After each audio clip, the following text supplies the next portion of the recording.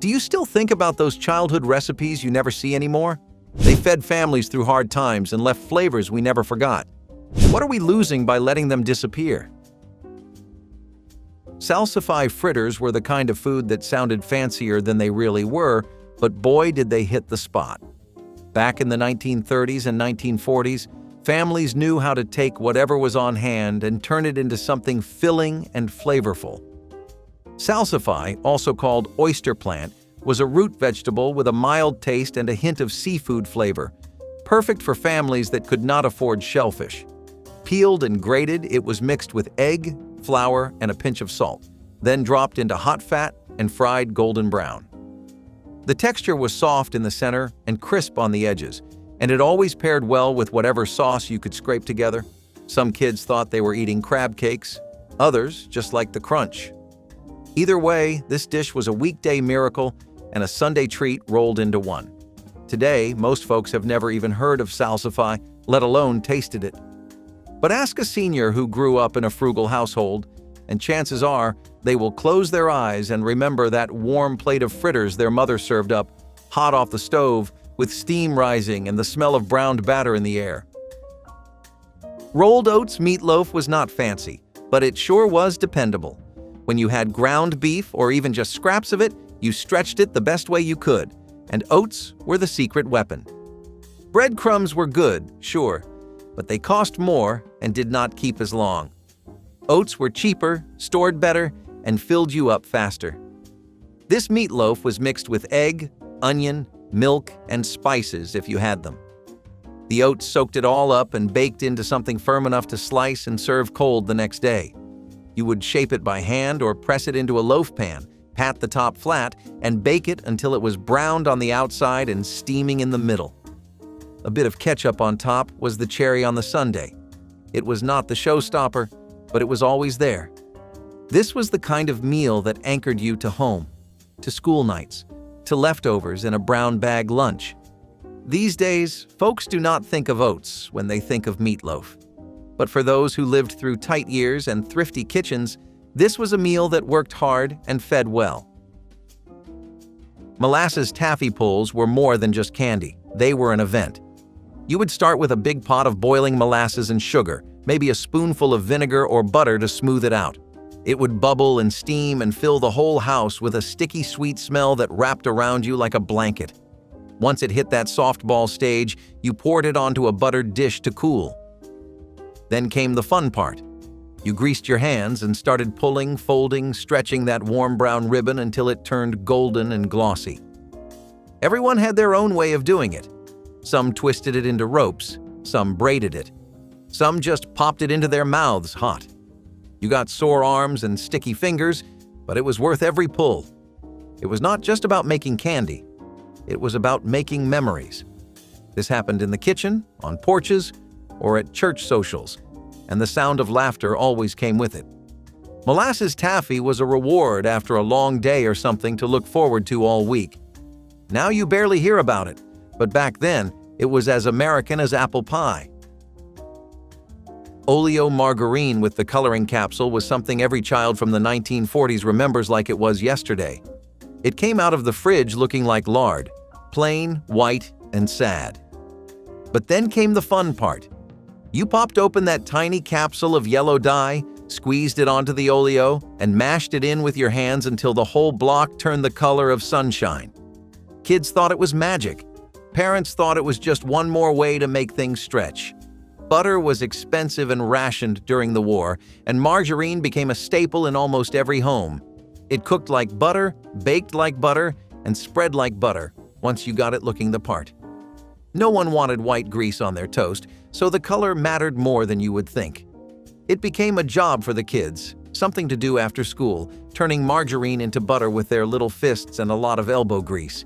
It stained your fingers and stuck under your nails, but it was a small price to pay to feel like you were helping. It was messy, it was strange, and it is something you do not see anymore. Stewed prunes were one of those foods that showed up quietly at breakfast and stayed in your memory forever. They were not glamorous, they were not trendy, but they were warm, sweet, and comforting in a way that stuck with you. Dried prunes would be simmered in water with a spoonful of sugar, maybe a stick of cinnamon or a slice of lemon if your mother was feeling fancy. They would puff up and go glossy, turning soft enough to cut with the side of a spoon. You would spoon them over oatmeal or eat them straight out of a dish, maybe with a splash of cream if you were lucky. They were good for the belly and easy on the budget. Your grandparents swore by them, and you probably wrinkled your nose at first until you tasted that syrupy, sticky goodness for yourself. They were breakfast, dessert, or a midnight snack. In those days, food was about what worked, and stewed prunes worked. Today, they are a punchline, but once upon a time, they were just what you needed to start the day right. Mock chicken salad made with saltines and eggs was a clever fix when the real thing was out of reach. It was something your grandmother made without blinking, throwing together crushed crackers, chopped hard-boiled eggs, mayonnaise, and a dash of mustard if she had it. Sometimes celery, sometimes pickles, but never chicken. That was the whole point. You mashed it until it looked right, scooped it onto sandwich bread or lettuce leaves, and called it lunch. And somehow, it worked. It was creamy, a little tangy, and it felt like something more than it was. Kids ate it at picnics and school lunches. Adults packed it for work. Nobody felt shortchanged. This was during a time when you made do, not complain. When chicken was for Sundays, and this was for everything in between. It did not fool anyone, but it did not have to. It was filling, fast, and got you through the week. These days we look for labels and lean protein. Back then we looked for what would stretch across 3 kids and 2 paychecks. And this dish did it, with grace. Fried cornmeal scrapple was what you made when you had scraps and grit, and a little cornmeal to pull it all together. It started with pork trimmings, whatever you could get, neck, liver, shoulder bits, even bones boiled down for broth. That was mixed with cornmeal and sometimes a little flour until it thickened into a dense loaf. You would chill it overnight, slice it the next day, and fry each slab in bacon grease until the edges crisped up and the inside stayed soft. It was golden, it was greasy, and it stuck to your ribs in the best way. Folks in Pennsylvania Dutch country ate it for breakfast, but plenty of homes across the Midwest and South had their own versions. Some served it with syrup, others with eggs. But everyone had a way. It was a farmer's food, a worker's food, and a child's food, all at once. Today, you barely hear about it unless you live near where it started.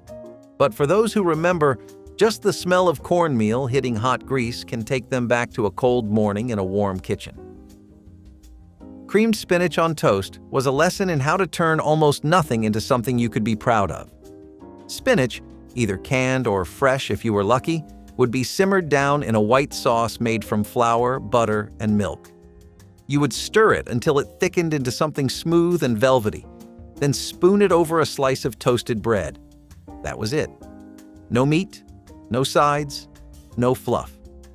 But it filled the belly and warmed the bones, and that was what counted.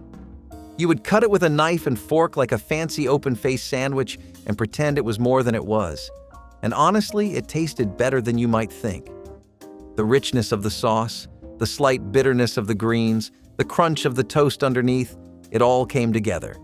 This was the kind of recipe people learned out of necessity but grew to love.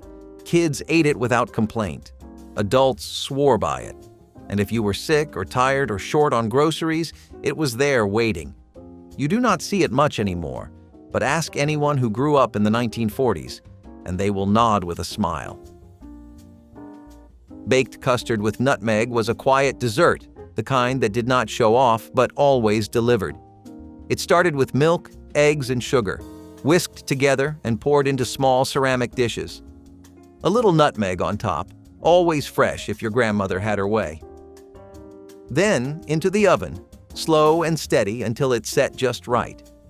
The top would be golden. The middle just barely jiggled. And the smell, warm milk and spice, was enough to calm the whole house. People served it warm or cold, sometimes with fruit, sometimes with nothing at all. It was simple, cheap, and incredibly comforting. It was also the kind of dish that showed up when the milk was about to turn and the eggs were too few for a cake. Nothing wasted. Everything used. Children loved it. Old folks swore by it. And it felt fancy, even when it was born out of thrift. These days, you will find fancier puddings in store aisles, but none of them carry the quiet pride of a homemade baked custard set out on a Sunday night. Carrot pineapple gelatin salad was one of those bright orange dishes that made its way to every family table in the mid-century years. It looked cheerful, like a block of sunshine on your plate. But what it really was a clever way to stretch ingredients and get a little nutrition into kids without them complaining. Orange gelatin was mixed with shredded carrots, crushed pineapple, and sometimes even chopped celery or nuts. It was chilled in a mold, sliced, and served as a side, not a dessert. You would find it next to ham, turkey, even meatloaf. It was tangy, sweet, and crunchy all at once. A strange combination by today's standards, but back then it was a classic. Moms loved it because it was affordable and easy. Kids loved it because it was wobbly and fun. And grandparents loved it because it reminded them of the way things used to be. You do not see many gelatin salads anymore, let alone ones with carrots. But if you ever did, you would be surprised how fast it brings the past right back to the table. Bread pudding with raisin sauce was the dessert you made when payday was still a week away, and the bread box was more crust than loaf. Nothing got thrown out, especially not bread. You tore up the stale slices, soaked them in a mixture of eggs, milk, and sugar, and baked it until it puffed and browned. That was the pudding part. But what really brought it to life was the sauce. Raisins boiled in water with sugar and a bit of cornstarch to thicken, maybe flavored with a drop of vanilla or a hint of cinnamon. Poured warm over the pudding, it soaked into the crevices like syrup, turning dry scraps into something rich and sticky sweet. This dessert did not come out for birthdays or holidays. It came out on rainy nights and regular Tuesdays, when you needed something warm and soft to make the world feel a little less hard. Grandmothers had a dozen ways to make it, but they all did the same thing, turned scraps into comfort. Today, we reach for boxed mixes and store-bought sweets. But for those who remember it, nothing ever quite beats the smell of raisin sauce bubbling on the stove. Canned Vienna sausages with crackers were never meant to impress. They were meant to fill a lunchbox and keep you going. Little pink tubes packed in brine, soft and salty straight from the can. You would peel back the metal lid and dump them onto a plate, maybe rinse off the jelly if you were feeling fancy. Then came the saltines. No mustard, no fuss, just protein and crunch, and maybe a sip of milk to wash it down. In the 1940s, this was standard fare for school lunches, factory break rooms, and quick bites at the kitchen table. It was cheap, packed well, and lasted forever on the pantry shelf. Kids would trade them.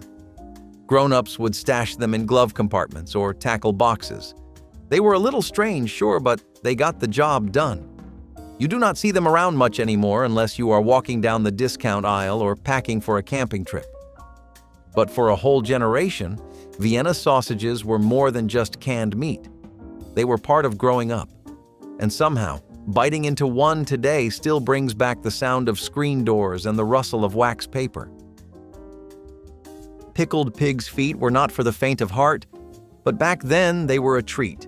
Jarred in vinegar, salt, and spices, they sat behind counters at general stores or in the back of your grandmother's fridge. Pink, rubbery, and packed with flavor, they were chewed down to the bone with a kind of reverence. You would fish one out with a fork, shake off the brine, and dig in.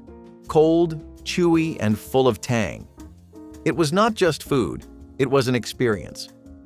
Some folks ate them as a snack. Others called it a meal. There was collagen in the skin, meat near the joints, and enough salty kick to keep you coming back. They were popular in the South, but you would find them everywhere from Pennsylvania Dutch farms to urban corner stores. Kids might make a face, but grown-ups knew the value of a food that used every part of the animal. Nowadays, you have to look hard to find them, and most people will pass them by without a second glance. But back then, pickled pig's feet were something you looked forward to. Strange, sure, but unforgettable. Fried green tomato slices were a thing of beauty before refrigeration made ripened tomatoes a year-round affair. These were the ones picked too early, still firm and sour, and too precious to waste. You sliced them thick, dipped them in buttermilk or egg, dredged them in cornmeal, and dropped them into hot oil until they turned golden and crisp. The outside crunched. The inside stayed tart and tender. It was a snack, a side dish, or a centerpiece depending on what else you had in the kitchen. People in the South knew how to do it best, but folks all over gave it a try when the backyard garden gave up too much too soon. They were best eaten hot, with salt, maybe a little pepper or sauce if you had it. Kids loved the crunch. Adults loved the bite. And nobody complained. These days, they are more likely to show up in a restaurant than in your mother's skillet. But back in the day, fried green tomatoes were a symbol of using what you had, when you had it, and making it taste like a celebration. Creamed celery casserole was not anyone's favorite dish, but it showed up like clockwork at every Sunday dinner and holiday table. Celery was cheap, lasted long, and added crunch to just about anything. But this dish was all about soft. You chopped the stalks, blanched them down, and smothered them in a thick white sauce made of milk, butter, and flour. Sometimes there were onions, sometimes breadcrumbs baked on top until golden. You served it steaming in a big dish, right alongside ham or roast beef or whatever else you managed to scrape together. It was not flashy, but it filled the plate and gave everyone something mild and creamy to balance the rest. It was the kind of thing you could always make no matter what was going on in the world. Celery was one of those vegetables that just kept showing up, and people found ways to love it. This casserole was one of them. Today, it is mostly forgotten, pushed aside for flashier, more flavorful sides. But ask anyone over 70 and they will tell you, they had creamed celery more times than they could count. Potato pancakes with applesauce were what happened when last night's mash met this morning's frying pan. You took those cold leftover potatoes, mixed in a little flour, maybe an egg, and shaped them into rough little patties.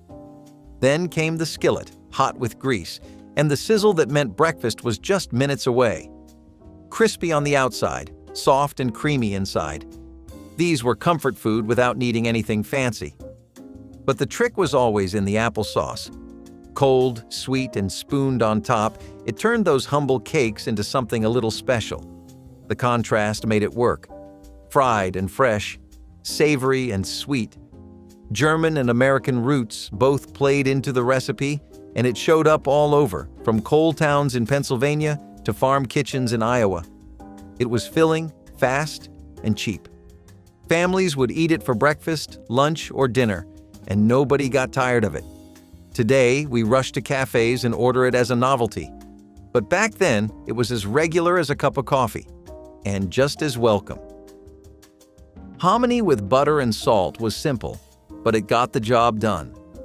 Made from dried corn kernels soaked in lye to remove the hulls, hominy was a staple in southern and rural households long before the convenience of canned corn.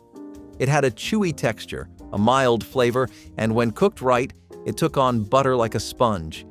You would simmer it slow until tender, add a lump of butter, and a generous sprinkle of salt. That was it. No sugar, no sauce. Just the taste of corn, warm and rich and earthy. Some folks added cream, others browned it in a skillet, but most just ate it straight, hot from the pot. It was usually served as a side dish, often next to beans or pork. Children grew up with it. Grandparents passed it down. And it fed families through more tight months than anyone could count. Today you barely hear the word hominy unless you are talking about grits or reading an old cookbook. But once upon a time, it was right there on the plate, doing more with less. Cold macaroni salad with peas and pickles was the backbone of every summer potluck and Sunday picnic. It started with elbow macaroni, cooked just past firm, then rinsed cold and tossed in a big bowl. In went the peas, frozen, canned, or fresh if you were lucky, and finely chopped pickles for crunch and tang. A generous scoop of mayonnaise pulled it all together, maybe with a little mustard or vinegar for bite. Some people added onions, others hard-boiled eggs. But the heart of it was always the same, creamy, tangy, and cool. It was meant to sit on a paper plate next to cold chicken and deviled eggs. It traveled well. It fed a crowd. and it could stretch whatever was in the fridge into a meal. Kids liked the color. Grown-ups liked the convenience. And it showed up every summer without fail.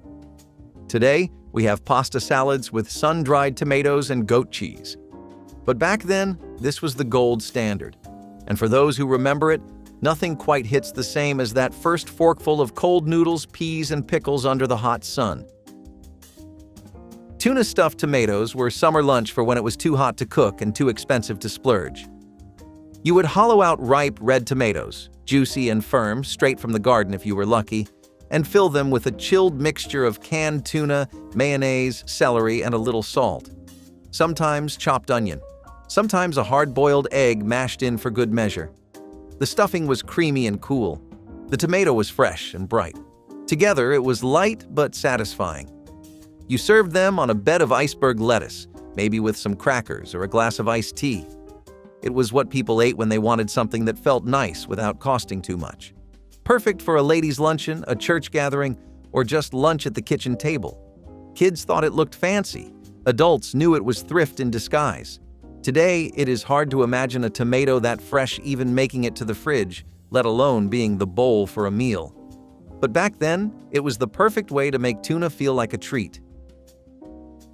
Raisin-filled cookies were not the flashiest sweets on the table, but they always disappeared fastest. You would start by cooking the raisins with sugar and water until they turned thick and jammy, like a homemade filling. Then came the dough, soft, slightly spiced, and rolled out just thin enough to sandwich around that sticky center. You would cut them into circles, seal the edges, and bake them until golden. When you bit in, the outside crumbled, and the inside oozed with warm, sweet raisin. These were not grocery store cookies. These were from Grandma's tin, the one she kept high on the shelf next to the bread box. They were handed out with glasses of milk, packed in wax paper for school lunches, or served on holidays with coffee. The smell alone, cinnamon, sugar, and fruit, could stop a conversation. Kids grew up on them. Adults kept the recipe scribbled on index cards. Today, they are hard to find unless you bake them yourself. But for those who know, raisin-filled cookies are more than just a treat. They are a memory baked into dough. Jellied chicken loaf was the kind of dish that made you raise an eyebrow until you tasted it. Poached chicken was shredded or diced, then mixed with cooked vegetables like carrots and peas, and bound together in savory gelatin made from broth and unflavored powder. Poured into a loaf mold and chilled until firm, it was then sliced like cold cuts, laid onto sandwich bread or served on a lettuce-lined plate with a dollop of mayonnaise. It was cold, clean, and surprisingly refreshing in the summertime. Served at luncheons, picnics, and post-church potlucks, it was seen as classy at the time, though it was really a clever way to stretch chicken and avoid the stove. It kept well in the fridge, cost almost nothing if you had the broth already made, and gave people something that felt a little bit elegant. Some added hard-boiled eggs to the mix. Others garnished it with olives or parsley. Today, the very idea of meat in gelatin makes most people squirm. But once upon a time, it was a showstopper. A chilled slice on a plate meant you were doing just fine. Apple Brown Betty was not a pie, not a crumble, and not a cobbler. But it had all the good parts of each. Sliced apples were tossed with sugar and cinnamon, then layered with buttered breadcrumbs in a baking dish. The top would brown and crisp while the inside turned soft, syrupy, and full of spiced fruit. It was baked in cast iron pans, casserole dishes, or whatever you had on hand. No fancy crusts, no rolling pins, just simple ingredients and steady heat. Families served it warm, often with a splash of milk or cream, and it was dessert, breakfast, or an after-school snack depending on the day. During the Depression and war years, it became a go-to recipe because apples were easy to grow or trade and old bread was never wasted. The name Brown Betty made it sound cheerful, almost like a person, and that made it even more beloved around the table. It is the kind of dish that tastes like fall and childhood all at once. Today, you rarely see it, but its smell still lingers in the memories of those who grew up with it. Beef heart stew might sound intimidating now, but back then, it was just part of a thrifty kitchen. The heart was a dense, lean cut that you could buy for next to nothing. Meat that packed flavor and nutrients when premium cuts were out of reach. You had to clean it well, trim away the tough bits, and then let it simmer low and slow with potatoes, onions, carrots, and whatever else was in season. Over hours, it softened and soaked up all the flavor from the broth and herbs. The result was something rich and hearty, with a deep, meaty taste that could fool even the pickiest eater into thinking they were getting something fancy. It was depression cooking at its most practical, using every part of the animal and turning it into something worth looking forward to. Kids might not have known what they were eating, but they licked their bowls clean. These days, we barely think of heart as food, but for seniors who remember those stews bubbling away on the back burner, it was just another part of growing up resourceful. Rice and raisin casserole was that gentle middle ground between a dessert and a side dish. You would take leftover rice, stir in some milk, eggs, sugar, and a handful of raisins, and bake it until it set into a soft, sweet custard. It was spiced lightly, usually with cinnamon or nutmeg, and served warm from the oven, sometimes with a pat of butter on top. It showed up at breakfast tables, after dinner spreads, or in the middle of the day when the pantry was looking sparse. Raisins gave it chew, the rice gave it weight, and the sweetness made it feel like more than just another way to use up leftovers. In households that had been through war rationing or tight paychecks, nothing got wasted. Not rice, not time, not even dessert. This dish was humble, yes, but it was dependable and deeply loved. You do not see it often now, replaced by boxed mixes and sugar-loaded puddings. But once it was a warm hug in a casserole dish, a quiet kind of comfort that filled both the stomach and the heart. Salmon and potato bake was a wartime staple that felt like a feast without the price tag. Canned salmon, flaky and briny, was layered with thinly sliced potatoes in a white sauce made from flour, butter, and milk. Each layer soaked into the next, softening into something creamy and deeply satisfying. A few breadcrumbs on top, maybe a little paprika if you had it, and into the oven it went until bubbling and golden. You could stretch one can across an entire dish, feeding a family of 4 or 5 with ease. It was filling, warm, and full of protein, exactly what folks needed during long weeks in short supplies. Some added peas or onions to bulk it up even more. Others stuck to the basics. Either way, it made the house smell like dinner in the best way. Today, most people turn up their noses at canned fish. But back then, it was a lifeline. And dishes like this turned it into something you could be proud to serve. Eggless mayonnaise cake might sound like a punchline, but it was one of the smartest tricks to come out of ration-era kitchens. Eggs were scarce, oil was expensive, but mayonnaise, made from both, was somehow still on the shelves. So bakers stirred it right into the batter, along with cocoa powder, sugar, flour, and water. The result? A rich, moist chocolate cake that did not taste like mayonnaise at all. It was soft, tender, and stayed fresh for days longer than most other cakes.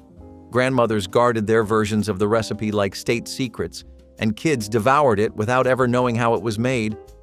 It might have started as a substitution, but it held its own. You would find it on birthday tables, church bake sales, and weeknight desserts across the country. These days, we have cake mixes and buttercream frostings, but none of them carry the story of invention quite like this one. That slice of mayo cake was more than dessert.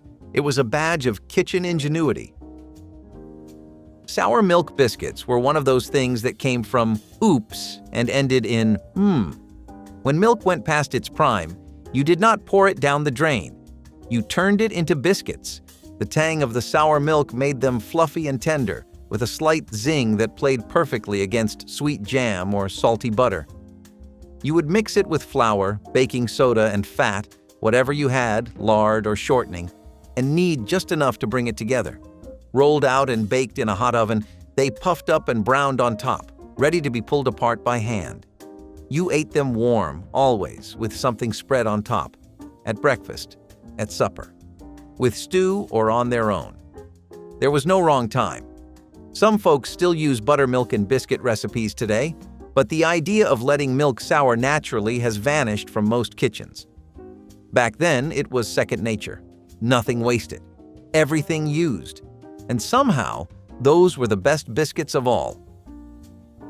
Navy bean pie is not something you see in bakeries today, but for many families, especially African American Muslim communities, it was a sacred staple. Made with mashed navy beans, sugar, milk, and warm spices like cinnamon and nutmeg, it resembled a sweet custard pie in both taste and texture. The beans provided the body, the spices gave it soul, and the flaky crust brought it all together.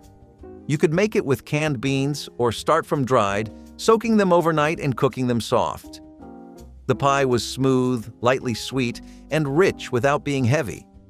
It showed up at celebrations, potlucks, and gatherings of all kinds. It was healthier than most pies, protein-packed and satisfying, and it often replaced sweet potato or pumpkin in homes where beans were more accessible than fresh produce.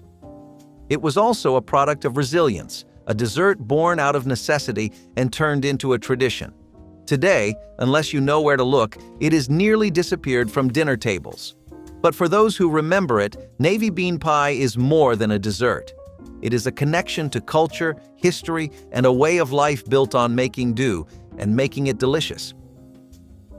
Hot water cornbread was simple survival in skillet form. No flour, no eggs, no fuss, just cornmeal, boiling water, and a little fat for frying. You would stir the water into the cornmeal until it formed a thick dough, shape it into patties, and drop them into a hot pan until golden and crisp on the outside. Inside, they stayed dense and warm, like the heart of a hush puppy without the extras. These were the cornbreads of southern kitchens, made when ovens were not available or baking ingredients were short. They fried fast, filled you up, and paired with everything from beans to greens to a cup of buttermilk. The taste was rich and toasty, with just enough salt to bring it to life. They came out for dinner, breakfast, and everything in between. No baking powder, no sugar, just fire, fat, and cornmeal. And they never let you down. Today, we talk about cornbread muffins and cast-iron skillets like they are gourmet. But hot water cornbread, rough-edged and born of need, was the real soul food. Oven-baked rice pudding with cinnamon skin was the kind of dessert that waited for you quietly, warm and slow, while the rest of the day rushed by. You mixed rice, milk, sugar, and maybe a knob of butter, poured it all into a baking dish, and let it go low and slow until it thickened into something rich and silky. A golden skin formed on top, cinnamon-dusted, slightly chewy and deeply loved. Some folks fought over the skin. Others scraped beneath it for the creamy center. It was served warm, with a splash of milk or a spoonful of jam, and somehow always made you feel better than before. Leftovers kept well in the fridge if they lasted that long. It was a dessert, a breakfast, or a bedtime snack, whatever you needed it to be. During lean years, it was a way to stretch rice and milk into something sweet and lasting. Today, rice pudding is instant, microwave-ready, and far too smooth. But this version, with its wrinkled top and warm scent, carried the flavor of patience, care, and quiet satisfaction. Okay, we're back to pork, but in a whole new way. Pork cracklets. These delicious morsels were made by frying the skin and fat of the pig until they were golden brown and crispy. In America, cracklins were often enjoyed as a snack or served as a topping for various dishes. Now, these haven't completely fallen off the radar, so if you still want to try them, I guess it's time to book a flight. In the Philippines, pork cracklins are known as chicharron, and they're a popular snack and ingredient in many traditional dishes. Chicharron is often enjoyed with a tangy vinegar dipping sauce or used to add crunch and flavor to stews and soups. Peanut butter and sweet pickle sandwiches were one of those strange combinations that somehow became a regular part of vintage kitchen routines. You spread creamy peanut butter on soft sandwich bread, added sliced sweet pickles, and pressed it together. That was it. Quick, crunchy, and a little tangy with just enough sweetness to balance it out. It sounds odd now, but back then, it was a favorite for busy lunches, quick after-school snacks, or when there was not much else in the pantry. The peanut butter gave it richness, the pickles added bite, and together they made a sandwich that stuck to your ribs and kept you going. You would find this one scribbled in old recipe boxes passed around at church picnics or quietly tucked into Grandma's cookbook among the other quirky 10-minute meals. Families leaned on this recipe because it came together fast, filled you up, and used ingredients most people always had on hand. It might be forgotten now, but for plenty of households back then, peanut butter and sweet pickle sandwiches were a surprising lifesaver when time and money were both running short. Baked bean toast was the quick, savory breakfast that filled countless plates across New England when mornings were rushed, but you still needed something hot and satisfying. You would toast a slice of bread, spoon on canned baked beans, maybe top it with cheese or butter, and slide it under the broiler. Breakfast was done in under 10 minutes, hearty enough to carry you through a long day. Families loved it because it was affordable, practical, and good enough to stretch one can of beans into a meal for the whole house. Old cookbooks, factory lunch guides, and frugal homemaker magazines all praised this trick for making mornings easy without giving up flavor. Some folks added mustard or hot sauce, others kept it plain, but either way, it was the kind of breakfast that quietly filled bellies when nothing else seemed to last. These days, it barely gets a mention, but back then, baked bean toast was one of those small comforts that made hard mornings feel bearable. Canned chicken hash was how you made a hot, filling dinner happen when all you had was pantry scraps and a few minutes to spare. You popped open a can of shredded chicken, fried it in a skillet with some chopped onions, and tossed in leftover mashed potatoes or canned potatoes if you had them. Everything crisped up around the edges, browned in the pan, and came together into something that looked decent and filled your stomach fast. Old cookbooks leaned hard on meals like this because they were cheap, quick, and made sure nothing went to waste. Chicken hash might not sound glamorous, but in homes where leftovers were gold, it was a lifesaver. You could top it with a fried egg or spoon a little gravy over it if you were lucky, but most folks ate it just as it was, hot, salty, and good enough to count. This was dinner that made the best of what you had, and back in those days, that meant everything.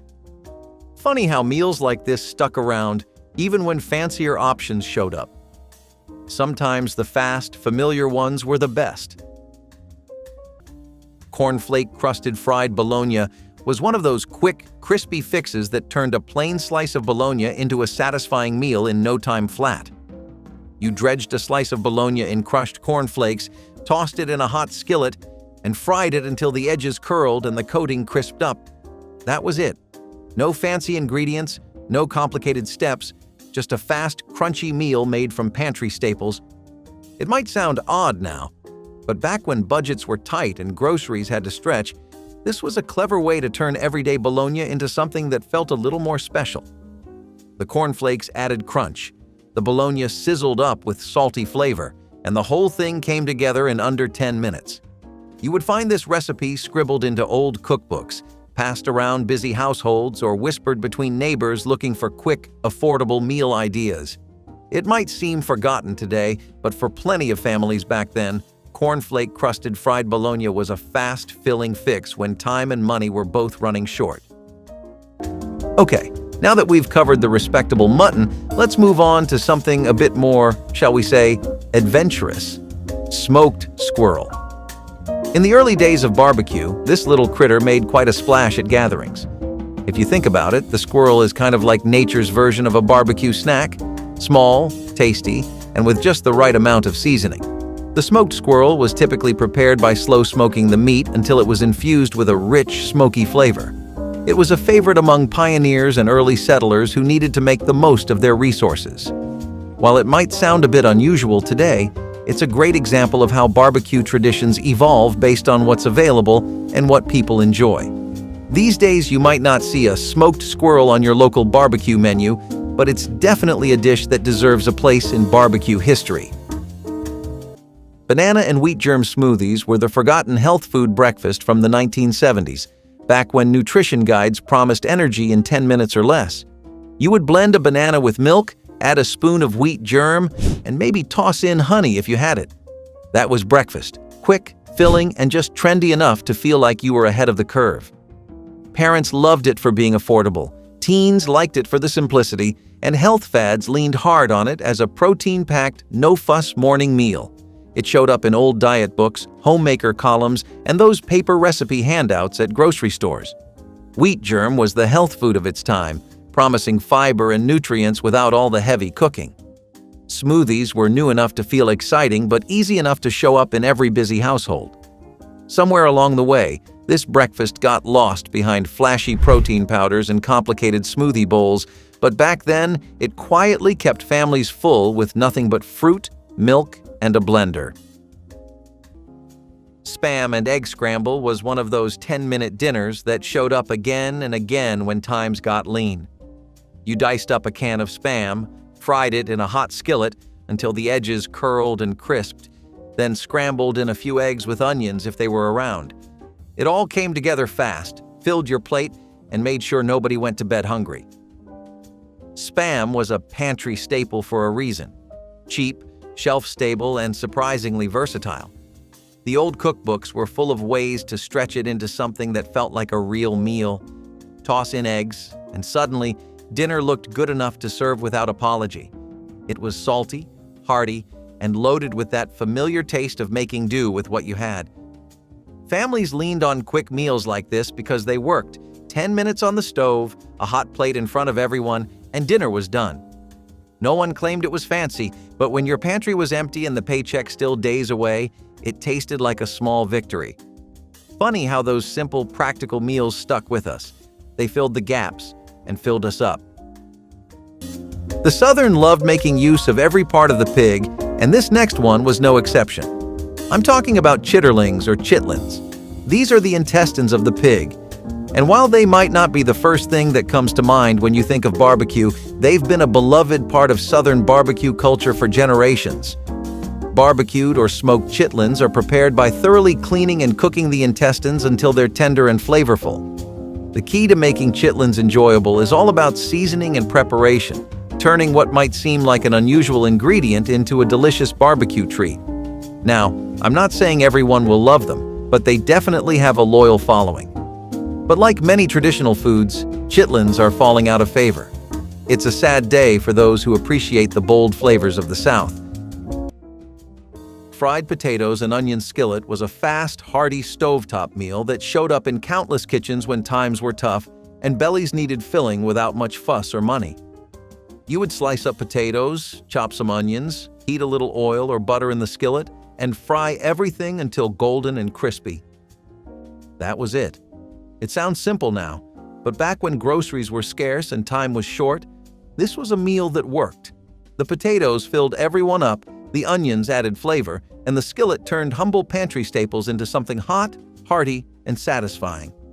Some folks added eggs, bacon, or herbs if they had them, but most kept it practical and affordable. You would find this recipe scribbled on old note cards, tucked into grandma's cookbooks, or passed down by word of mouth through generations of families who knew how to stretch every last ingredient. Fried potatoes and onions might seem forgotten today, but back then, it was a reliable fix for hungry families trying to make groceries last, keep dinner on the table, and survive the lean weeks when every meal counted just a little more. Scrambled eggs with evaporated milk were one of those frugal breakfasts tucked inside old homemaker guides and church fundraisers from the 1940s through the 70s. The secret was canned milk. You would crack your eggs, whisk in a splash of evaporated milk, and fry them up fast. The milk made them fluffy, rich, and stretch further than plain eggs alone. This mattered more than people today might think. During wartime and lean grocery weeks, a can of evaporated milk was gold. It lasted longer than fresh milk, cost less, and made ordinary eggs feel like a treat. Some families tossed in herbs or cheese if they had extra, but most kept it plain. Soft eggs with just a little salt and pepper.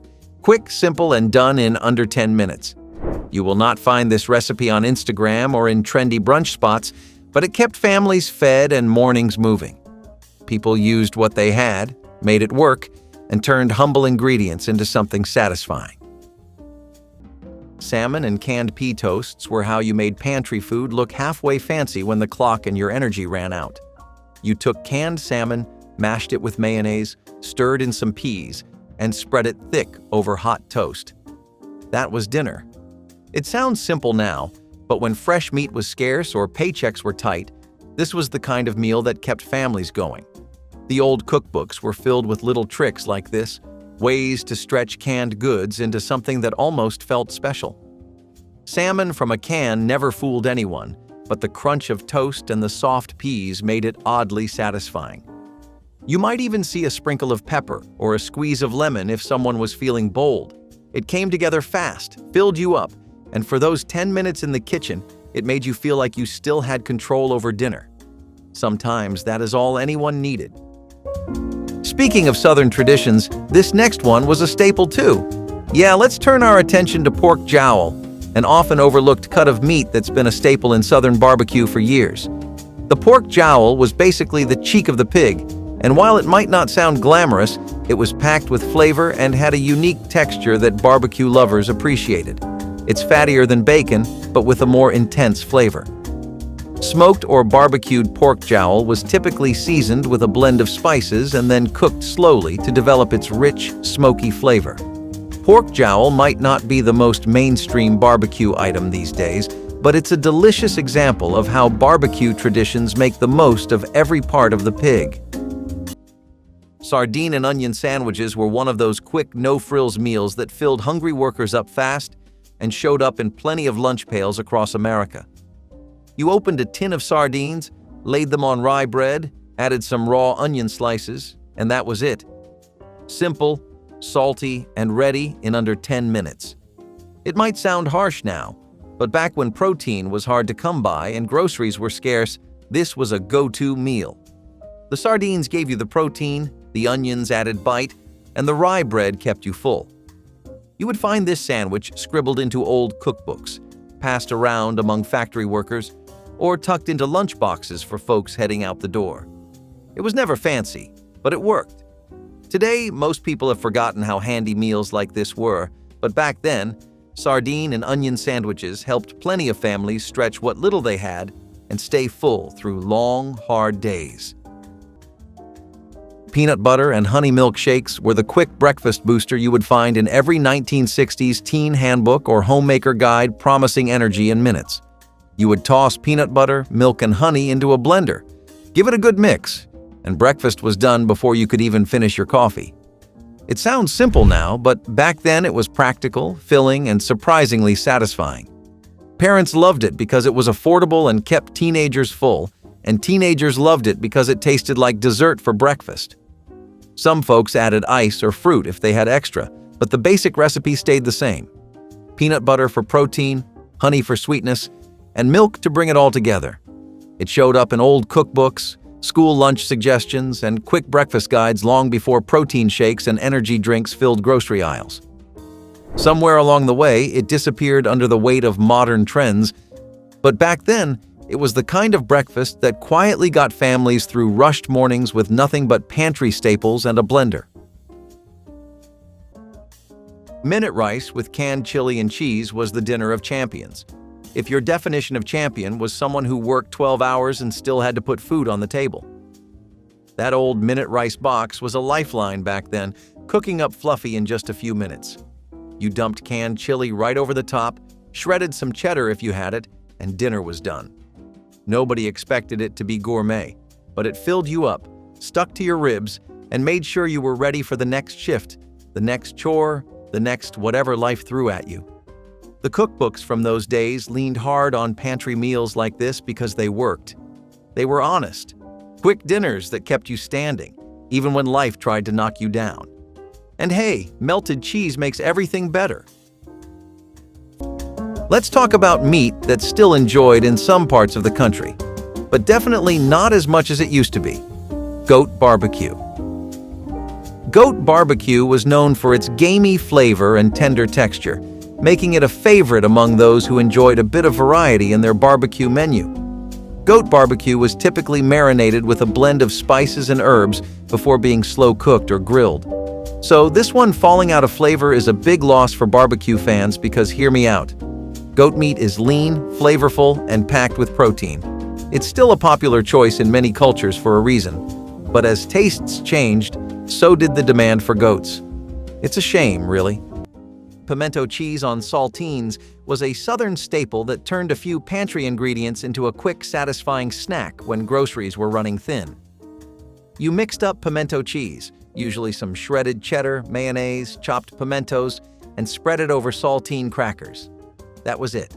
10 minutes or less, and you had something creamy, salty, and packed with flavor to hold you over until dinner. It might sound simple now, but back then, this little recipe kept homes running when budgets were stretched and time was short. The saltines gave it crunch, the pimento cheese added richness, and together they made a snack that showed up at school lunches, church picnics, or as a quick fix on busy afternoons. You would find this recipe scribbled onto old note cards, tucked in faded cookbooks, or passed down through generations of families who knew how to make the most of what they had. It might be forgotten today, but for plenty of folks back then, pimento cheese on saltines was a fast, filling favorite that saved the day more than once. Poached egg. Over-stewed tomatoes was the kind of savory breakfast you would only find in old church cookbooks or handwritten recipe cards from a neighbor down the street. It was practical, filling, and ready in under 10 minutes, even if it sounded a little fancy. You would poach an egg, ladle some stewed tomatoes onto a plate, and serve it all with day-old biscuits or plain toast. The tomatoes were sweet and tangy, the egg added protein, and together they made breakfast that actually stuck with you through the morning. Families leaned on meals like this when money was tight and groceries were limited, especially during the Great Depression or lean years after the war. You did not need much: canned tomatoes, an egg, maybe some stale bread, and suddenly breakfast felt warm, filling, and just a little different than the usual toast. These meals disappeared as boxed cereals and frozen breakfasts took over, but back then it was one of the quiet ways people got through the morning with what little they had. Sardines on rye with onion and mustard was the kind of dinner that proved you could survive on pantry food and still eat something with bite. You opened a can of sardines, layered them cold onto slices of rye bread, and topped the whole thing with sliced onion and spicy mustard. That was dinner. It was salty, briny, sharp, and came together in minutes without a stove or oven in sight. This meal showed up in old cookbooks and handwritten recipe cards for one reason: it worked. Sardines were cheap, packed with protein, and lasted forever in the cupboard. Rye bread had enough bite to hold its own, and the mustard gave everything a sharp kick that kept it from feeling too plain. You ate it open-faced, with a fork and knife if you felt proper, or just with your hands when time was short.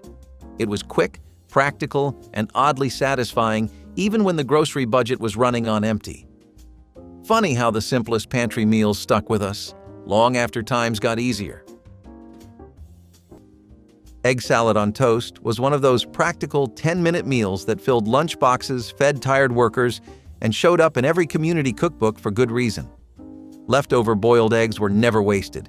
You chopped them up, mixed them with mayonnaise, maybe a little mustard if you were lucky, and piled it all onto a slice of toast. It sounds plain, but it got the job done. The eggs were filling, the toast made it portable, and you could whip it up in no time flat. This was not about fancy ingredients or gourmet flavors. It was the kind of recipe people leaned on when money was tight, time was short, and families still had to eat. You would see it at church luncheons, quick weekday dinners, or scribbled down on worn recipe cards tucked into kitchen drawers. It might be forgotten now, but egg salad on toast kept plenty of households going when they needed it most. All right, let's talk about a barbecue ingredient that's more often found in the pot than on the plate: smoked turkey necks. Now, these aren't exactly barbecue stars, but they do deserve a mention. Smoked turkey necks were once a popular ingredient in soups and stews, adding a rich, smoky depth to dishes that made them savory.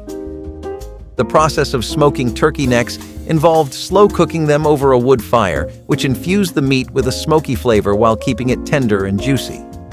Although they might not be the star of modern barbecue menus, smoked turkey necks still hold a special place in the hearts of those who appreciate their unique flavor and versatility. Cold beans and onion salad was a no-cook dinner pulled straight from the cupboard that showed up again and again during lean times. You opened a can of kidney beans, drained them, and tossed them with sliced onion, vinegar, salt, and pepper. That was dinner. It might not sound like much now, but when the summer heat made turning on the stove unbearable, it was a lifesaver. These little bean salads filled old cookbooks from the 1930s to the 70s because they were quick, cheap, and practical. The vinegar gave it tang, the onions added bite, and the beans packed enough protein to get you through the night. You served it cold, right from the fridge, and ate it with a fork straight from the bowl. It was filling, salty, and satisfying when groceries ran low and energy ran even lower. Families leaned on meals like this because they worked. They filled you up fast, cost next to nothing, and kept the kitchen cool. Funny how the simplest pantry meals stick around longest. All right, let's talk about something a little more dignified: venison. Now, we're not talking about Bambi here, people. We're talking about grown-up deer meat. In hunting communities, barbecued venison was once a prized delicacy. Imagine the satisfaction of bagging a deer, bringing it home, and then turning it into a smoky masterpiece. It was not just a meal. Barbecued venison offered an experience. Venison's unique taste made it a standout choice for barbecue lovers looking to break away from the usual fare. It was typically marinated in a mixture of spices and herbs to complement its natural flavor. The best part? It is lean and packed with protein. Fitness freaks would have loved it if it was on the menu still. Calls for a comeback, don't you think? Cold spaghetti with Italian dressing was one of those forgotten leftover tricks that stretched a single meal into something new without much time or money spent. You would take last night's spaghetti, rinse it off if needed, toss it in a splash of bottled Italian dressing, and that was dinner or lunch, ready in under 10 minutes. It sounds plain, but back then, this was an easy, thrifty way to keep food from going to waste and keep everyone fed. Families leaned on recipes like this when grocery lists ran short and leftovers became the next meal. The dressing added tang, the pasta filled you up, and it all came together cold, quick, and satisfying. You would find cold spaghetti with Italian dressing scribbled in community cookbooks, passed along at potlucks, or quietly traded between neighbors looking for affordable meal ideas. Some folks tossed in vegetables or cheese if they had any left, but most kept it simple and practical. It might feel forgotten now, but back then this cold pasta salad was a staple for families trying to stretch their meals, save their money, and still have something satisfying on the table without turning on the stove.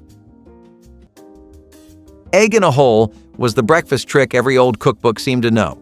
Simple enough to pull off in under 10 minutes, but special enough to feel fun. You would cut a hole in the center of a slice of bread, toss it in a buttered skillet, and crack an egg right into the gap. Toasted bread, fried egg, breakfast done, fast and filling with barely any cleanup. It showed up in kitchens from the 1930s through the 70s, always tucked between other quick, comforting recipes. Some folks called it toad in the hole, others sunshine toast, but it was always the same idea, a no-fuss breakfast for busy mornings. It used cheap ingredients most families already had and turned them into something that actually made the morning feel bearable. Kids loved it for the novelty, parents loved it for the speed, and nobody complained when breakfast showed up looking fun for once. It is one of those meals that quietly kept mornings moving, long before breakfast sandwiches and drive-through lines took over. Quick tomato egg drop soup was a fast, practical dinner that showed up in old cookbooks for families juggling tight grocery budgets and tighter schedules. You started with hot broth, usually whatever bouillon cube or soup base you had in the cupboard.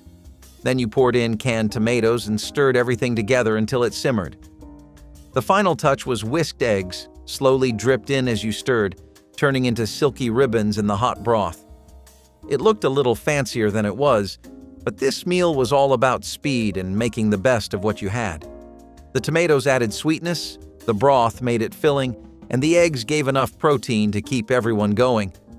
It came together in less than 10 minutes and cost next to nothing, which is exactly why old cookbooks loved it. It was warm, fast, and comforting without much effort. Families leaned on meals like this because they filled bellies and stretched paychecks at the same time. Funny how those quick little soup tricks turned into classics that still stick with people. Jelly roll-ups on white bread were a quick, sweet little snack that kept plenty of kids going when there was not much else to pack in their lunchbox.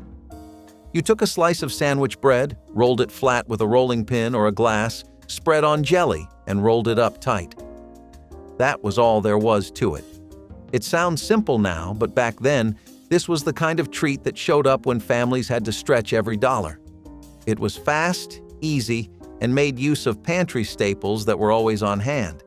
You would find these roll-ups tucked into school lunches, brought to church picnics, or passed around as after-school snacks when groceries were running low. The jelly added sweetness, the bread kept it filling, and it all came together in just a few minutes. It might be forgotten today, but for plenty of families, these jelly roll-ups were a quick fix that kept kids happy and parents sane. If these recipes stirred up a memory, drop a comment, tap like, and subscribe for more forgotten flavors worth remembering.